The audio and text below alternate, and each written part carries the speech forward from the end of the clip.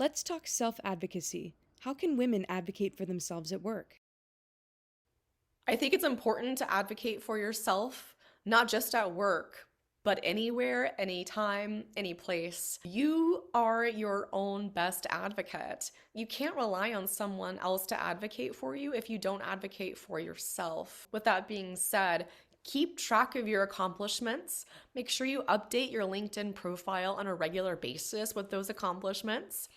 Don't forget to uplift others in your organization who may not be as further along in your career as you are. Don't be afraid to advocate for yourself for leadership opportunities. If you feel like you are ready for the next step in your career, then ask for that opportunity.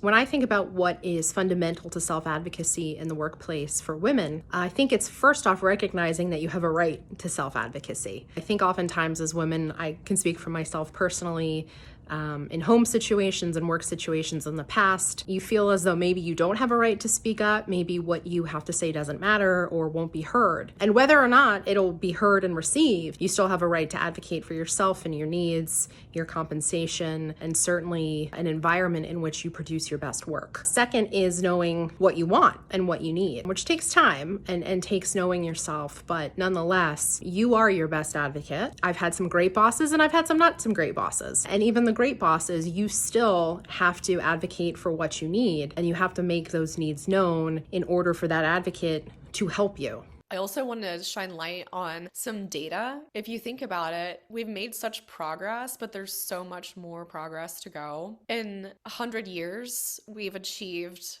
the ability to vote equally, which is incredible.